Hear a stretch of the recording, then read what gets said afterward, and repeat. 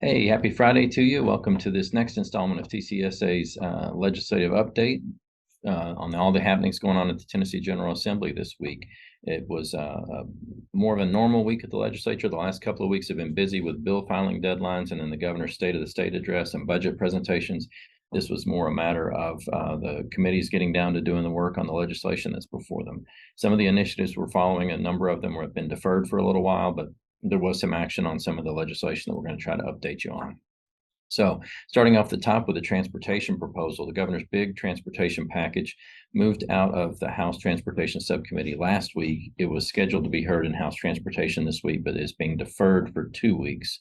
We had heard that was coming. There were ongoing discussions about certain aspects of the bill with road builders, also automotive manufacturers. So that has been delayed 2 weeks. The good news about that is that means it's going to be presented in the House Full Transportation Committee on the morning of the 28th, when you all will be in town, or at least a lot of you will be in town for County Government Day. So that'd be a great time to be in Nashville, and there'll be an opportunity after the breakfast to go over there and hear the bill presented.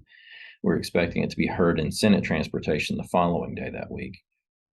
That bill, we're very supportive of that. We're very excited about it as well. It includes the $300 million additional investment in the state aid highway program, as well as making modifications to the fees on electric vehicles so that local governments share in that in the same way that they share in the gas tax and motor fuel taxes. So we're very appreciative of the administration for those things and excited to see that proposal move forward. On the education front, there was a budget hearing this week where the Department of Education presented its budget to the Senate Education Committee.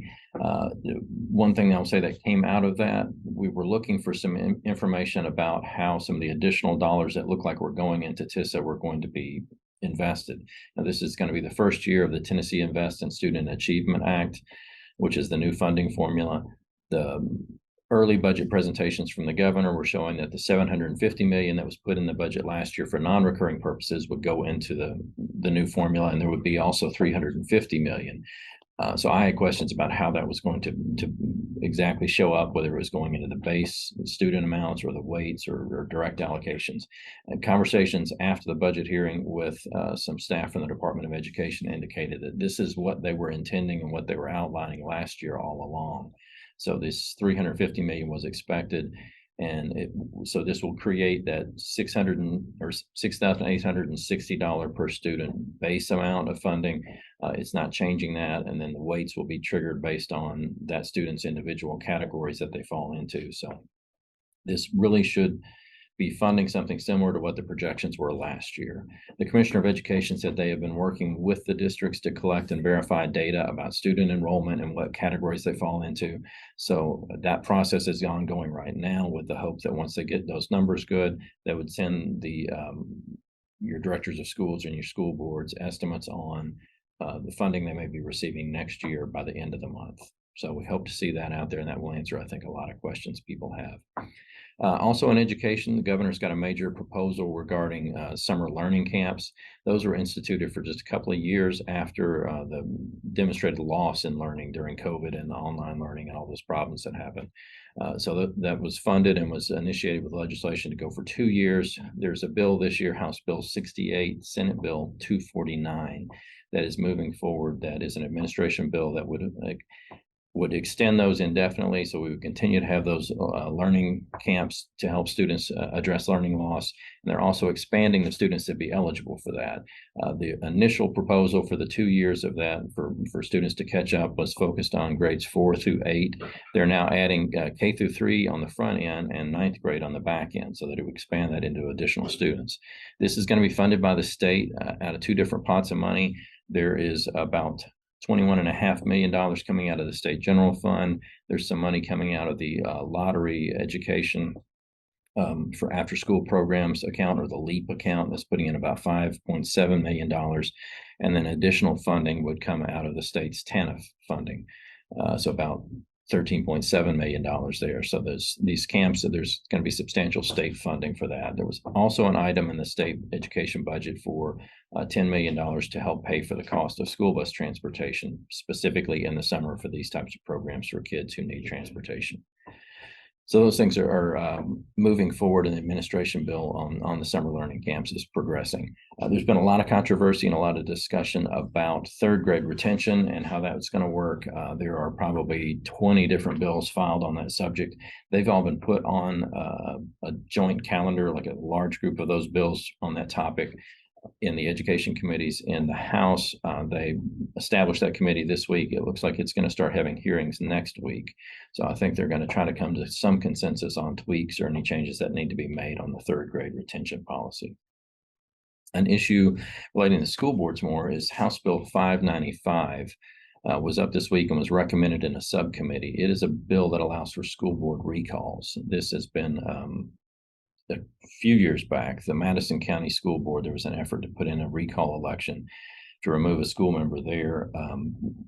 It passed, but only applies to that individual county. There have been a couple of efforts since then to expand that statewide, including one just last year. This bill would expand that statewide. It is moved out of a subcommittee in the House, but hasn't moved at all in the Senate, and we'll continue to watch that. Obviously, that doesn't affect our members, but there's been a lot of concern if we start down the road of having a lot of recall elections where it's going to end up.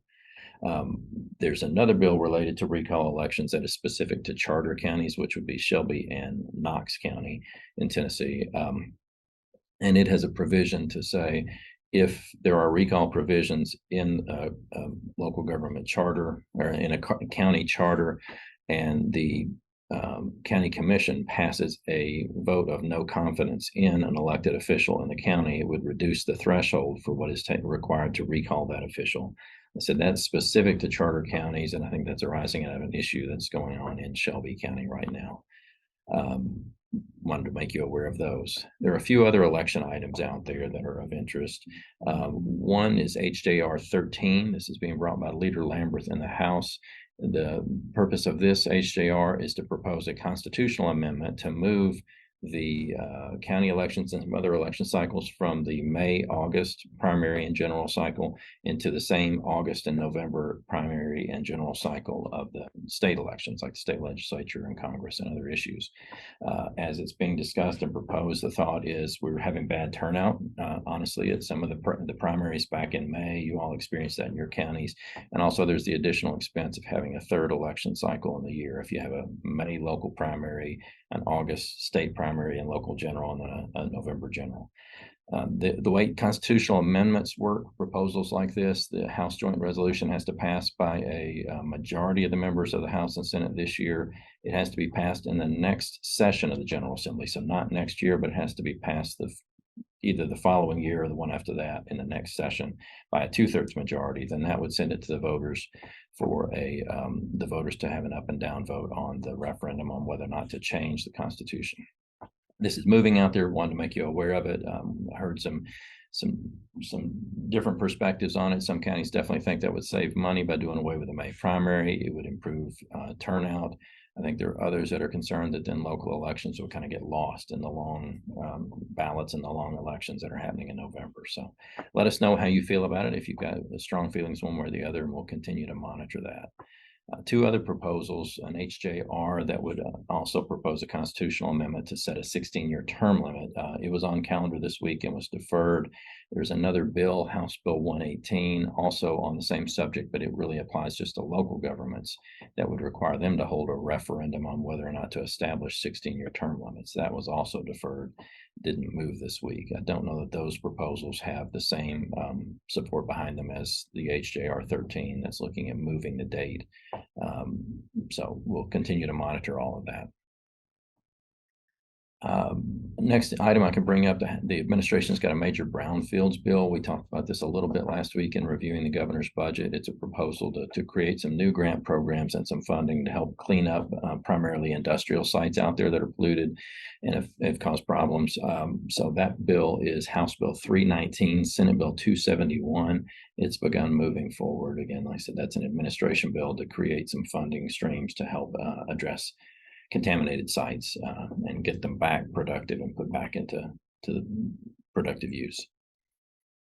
House Bill 1367 and the Senate bill, I believe, is 637, is a bill moving regarding opioid litigation and opioid settlements. It moved out of the House Civil Justice Subcommittee this week to the full committee.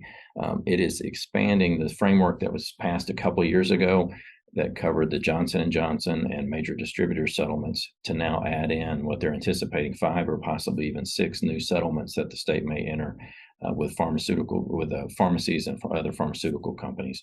So it may be bringing in a lot more money into the state to add into the opioid abatement account and the opioid abatement funds.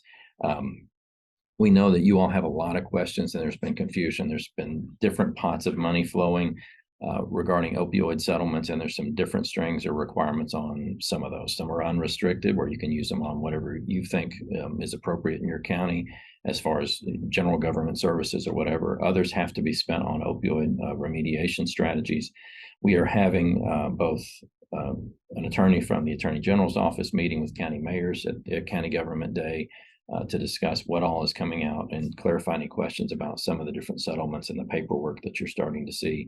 And then on Tuesday, after the breakfast or somewhere in the breakfast, depending on how our schedule works, we have both Mary Shelton, who is the executive director of the Opioid Abatement Council, and Dr. Stephen Lloyd, who chairs that, coming to talk about issues as a whole and answer questions and talk to you about what remediation efforts can look like. So I think that'll be great updates at the County Government Day, in addition to legislative updates. One other thing I want to kind of throw out to you just to make you aware of, there is a bill that preempts local governments from taking certain action. It's Senate Bill 367, House Bill 483. As a general policy, our associations are opposed to legislation that preempts local governments. This is something regarding regulation of the types of appliances that can be used in homes and the sort of energy they have. And I think it's coming out of some issues where there may be some communities on the West Coast that have banned natural gas appliances and things like that, or have attempted to. This is out there, wanted to make you aware of it. It's not something we've really engaged in so far, because don't know of any communities in Tennessee that are talking about or considering that type of regulation of home appliances. We see these things from time to time and try to take a reasonable stance on, if it's something local governments and county governments in Tennessee are definitely involved in. We always take a stand against preemption. Things like this that may not be anything of interest to you all, we sometimes just monitor. So that's another one out there to let us know about if you have strong feelings on it. So that's the updates we have for now. This is, it's Friday, February 17th, not next Monday, but the following Monday and Tuesday, the 27th and 28th, is County Government Day on the Hill. We'll be glad to have so many of you all in Nashville and look forward to seeing you then. In the meantime, if you've got questions about any of this legislation or anything else, feel free to shoot us an email or give us a call, and we'll try to help you out with that. Thanks. Have a good weekend.